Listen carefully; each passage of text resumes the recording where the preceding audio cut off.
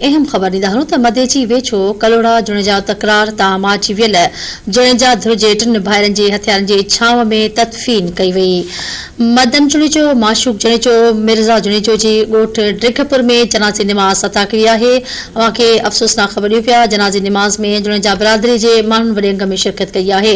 वाक़े खां पोइ धुरनि में छिक थियण सबबि इलाक़े में ख़ौफ़ वारी सूरतहाल छायल आहे। अवां खे आगाह कयूं पिया जी वेझो कलोड़ा जुणेजा तकरार तां माची वियल जुणेजा धुर जे टिन भाइरनि जे हथियारनि जी छांव में तदफीन कई वई आहे। अवां खे अपडेट कयूं पिया मदन जुणेजो, माशूक जुणेजो, मिर्ज़ा जुणेजो जे ॻोठ ड्रिघपुर में जनाज़े निमाज़ अदा कई वई आहे। जनाज़े निमाज़ में जुणेजा बिरादरी जे माण्हुनि वॾे अंग में शिरकत कई आहे।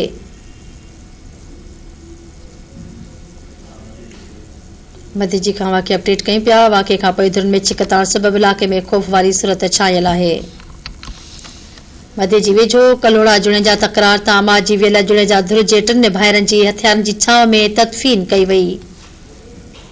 अपडेट करे रहिया आहियूं अवां खे मदन जुणेजो, माशूक जुणेजो, मिर्ज़ा जुणेजो जे ॻोठ ड्रिघपुर में जनाज़े निमाज़ अदा कई वई आहे। जनाज़े निमाज़ में जुणेजा बिरादरी जे माण्हुनि वॾे अंग में शिरकत कई आहे।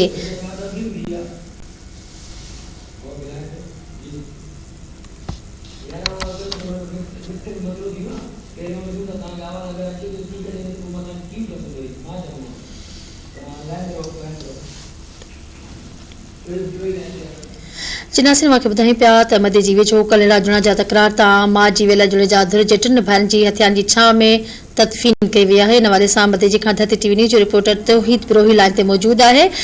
जी तौहीद, अपडेट कजो, कहिड़ा तफ़सील आहिनि?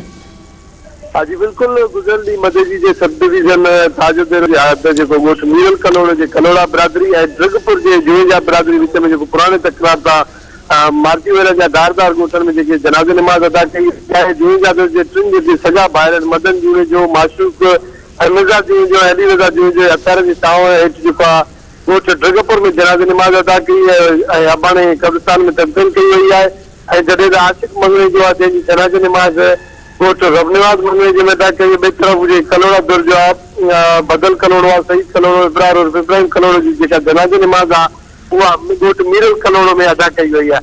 उन ज़िले शिकारपुर जी जेका पुलिस नफ़री ॻोठनि मां वापसि थी करे हिन वक़्तु जेको 8 किलोमीटर परे जमालपुर पुलिस चौकी आहे जिते जेसिताईं महदूद थी वई आहे।